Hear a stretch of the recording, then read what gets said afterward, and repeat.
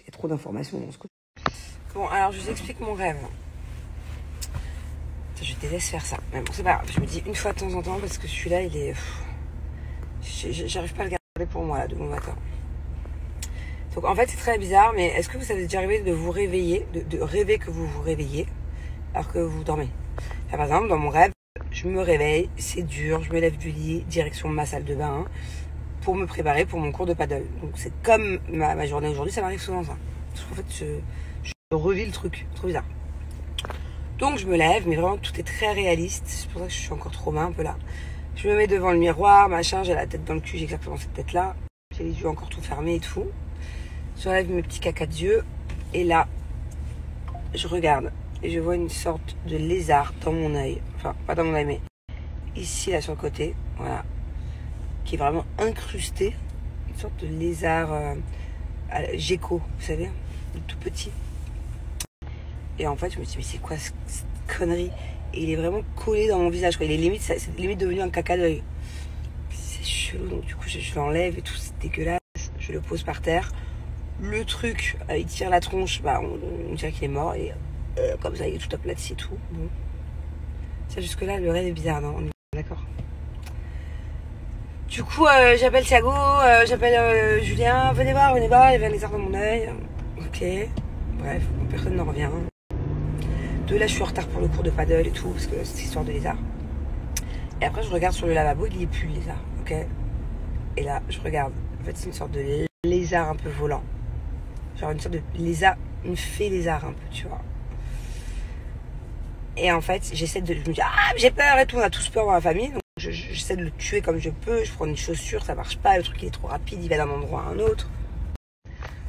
Bref, t'as compris, quoi. J'essaye, j'y arrive pas. Et en plus, il devient de plus en plus agressif, le lézard. Il sort les dents, quoi, tu vois, quand il voit que j'essaie de le tuer. Et au final, je prends une serviette.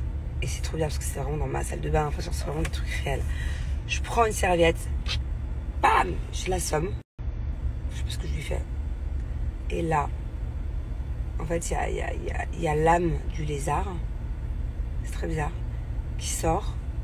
Et en fait, c'est un petit personnage trop mignon. Et il me dit, mais t'as pas honte de m'avoir fait ça, moi qui ai toujours été là pour toi, machin.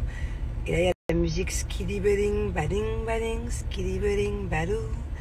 I love you. Je sais pas si vous connaissez, c'est une comptine anglaise qui est très connue. Et en fait, il y a cette musique en boucle, en boucle. Et en fait, il y a le petit personnage trop mignon avec des petits yeux comme ça qui me regarde, genre traumatisé de ce que je lui ai fait, genre vraiment. Je sais pas, genre je l'ai tué, quoi. C'est comme ça que j'avais tué ma petite conscience. Vous voyez comment je l'ai ressenti, le truc, vous voyez, dans Pinocchio. Le petit criquet, là. Qui est la conscience de Pinocchio. Et ben, moi, c'était le lézard.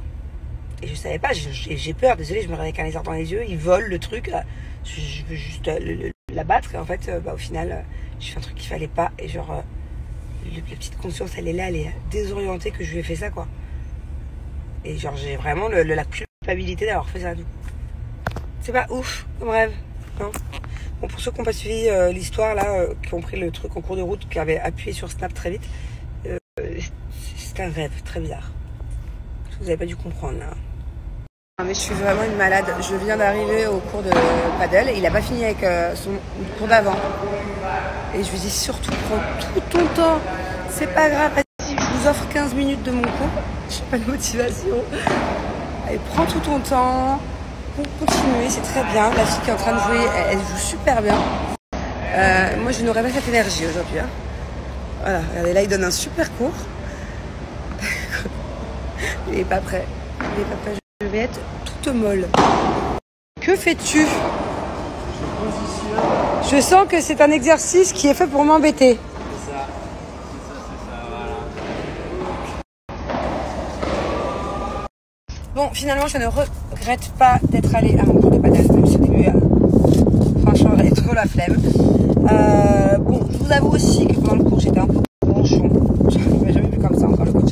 Ça fait pas longtemps hein, qu'on fait des entraînements ensemble, ça doit faire 3 semaines. Mais voilà, il m'a dit, oh là là, je t'avais jamais vu énervé et tout. J'étais pas énervé, mais j'étais bronchon. J'étais un peu grincheux dans Blanche-Neige.